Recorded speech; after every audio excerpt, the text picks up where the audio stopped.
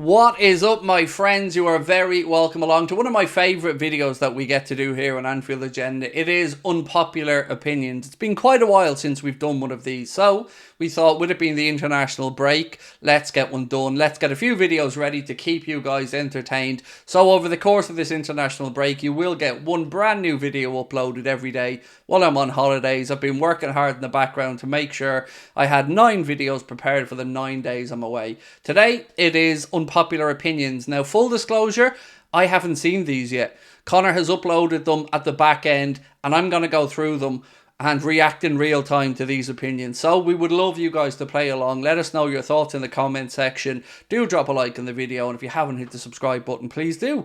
So look, what is unpopular opinion number 1? Comes in from Jaws99, and it's playing Trent Inverted has made the whole team worse defensively and there's zero benefit offensively. I do agree that this is an unpopular opinion, my friend. So it's made the whole team worse defensively.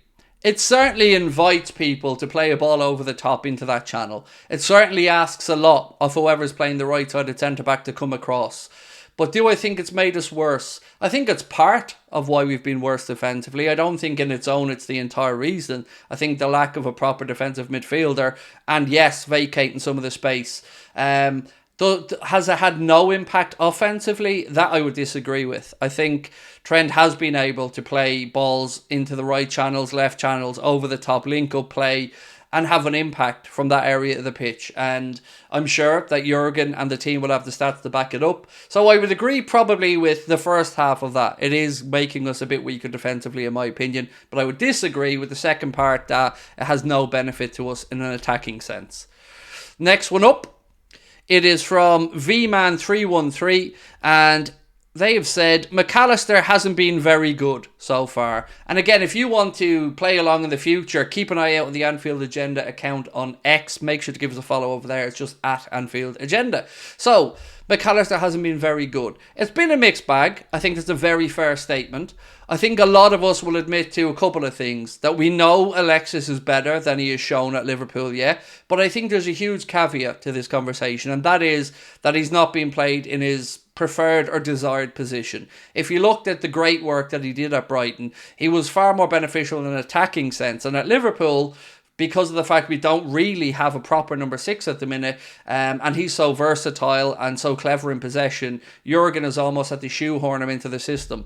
So I agree we haven't seen the best of him yet, but I think there's a caveat as to why, and it's that he's not been played in the right position.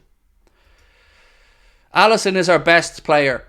I don't know if that's an unpopular opinion. I mean, maybe fans of Mo or Verge might disagree, and I guess everybody does have their favourite players, but I would agree wholeheartedly that Alisson's our best player. I mean, the way I tried to pose this is, if someone said to me, you're going to take one player out of this team to have a huge impact on the team, who would be the one? And I would say it's either Mohamed Salah or Allison Becker. So I agree with you. I don't think that is an unpopular opinion. I think Allison is probably our best player, and certainly I would say our most consistent.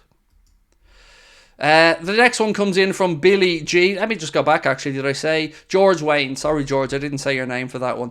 The next one is from Billy G, and Billy said, Robertson deserves a lot more respect from fans and is still a top left back. So I agree on both points. Some sections of our fan base are very fair weather, and you can probably lump me in that, and certainly with my reactions, but overall, in the grand scheme of things, I'm very happy with Andy Robertson. Interestingly enough, as I record this, it's the day after the Brighton game, and I felt like that was one of Robbo's poorer performances this season. But all in all, I'm more than happy to have Andy Robertson as our left back, and he is definitely still a top left back. So, unfortunately, Billy, I don't think that's an unpopular opinion, dude. This one comes in from Nathan. Nathan says, Kanade and Kwanzaa should be our starting defenders.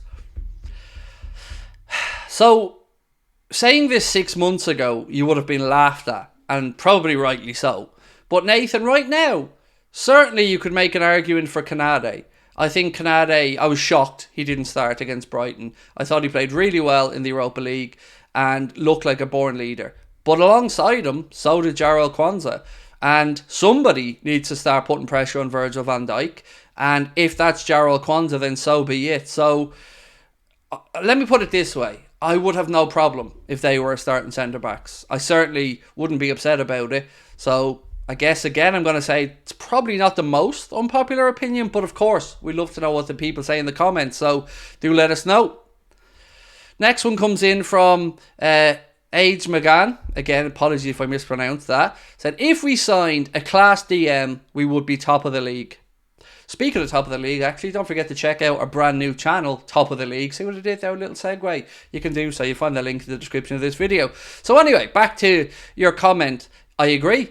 I do agree. I think we are a class defensive midfielder away from being by far the best team in the league. And I mean by far. Like, if you dropped Rodri into our midfield, I think we win the league at a canter. So I agree with you. People might think I'm deluded, but it won't be the first time and definitely won't be the last time. So I actually agree. We would. Next one comes in from Luis Diaz, and I'm gathering it's not the real Luis Diaz, but just in case, Lucho, keep up the good work, mate.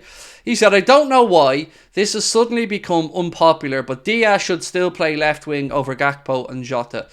I'm with you.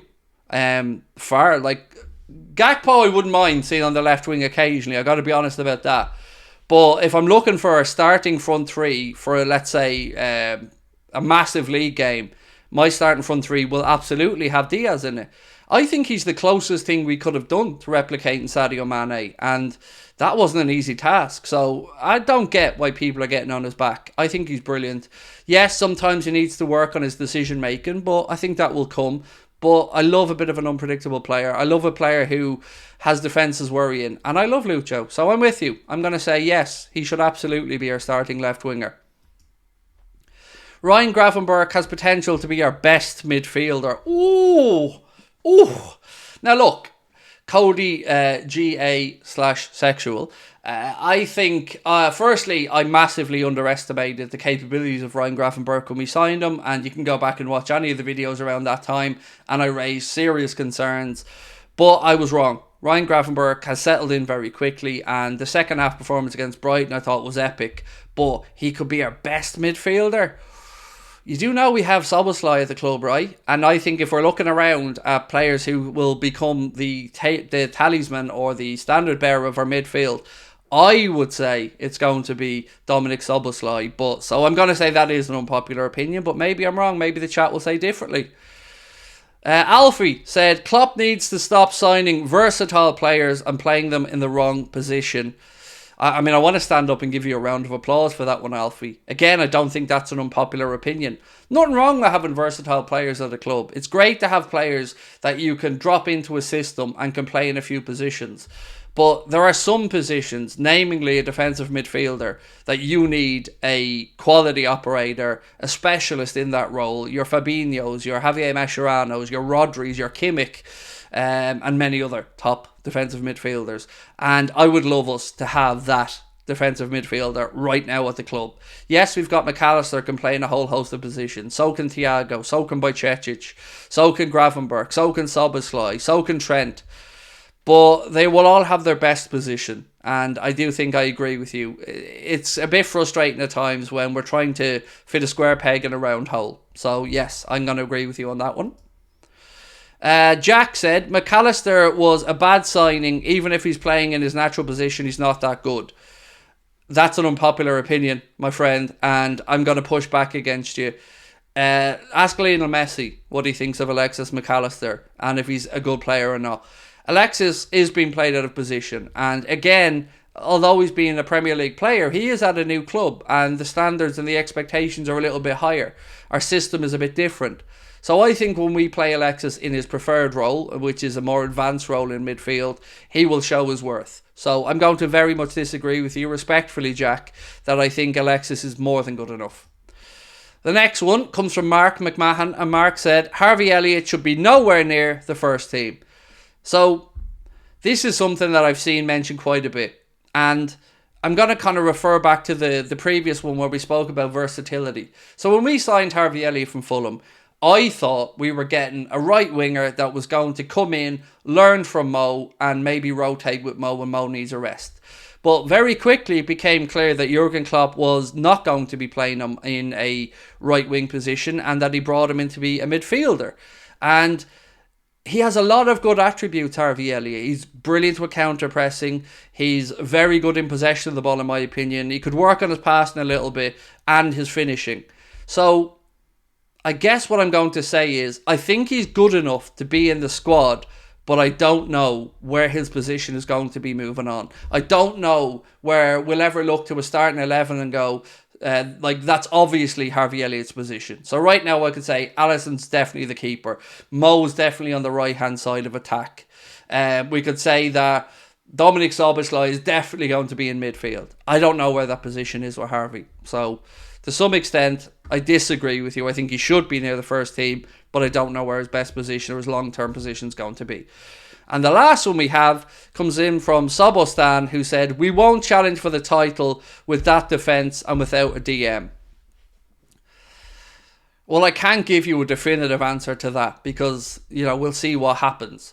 But what I would say is I don't think we've given ourselves the best chance. And I think this is a season where the league's more open than in previous campaigns and we're going to have more clubs vying for the title. So that will probably see more points being dropped. But I don't think we're in our best position because, as you've pointed out, our defence is suspect in certain areas. Some people, to me, are just too casual, like Verge, who doesn't have any pressure on him. And no out-and-out DM is the biggest one for me. So I agree with you on that a lot. We do need a DM. I hope we get it sorted in January because we really do have a chance with the rest of the squad to push on and really challenge this season. So that is it for this version of Unpopular Opinions. I hope you guys have enjoyed it. Don't forget to let us know your thoughts in the comment section. Drop a like on the video and of course hit that subscribe button. We'll catch up with you soon. Bye bye.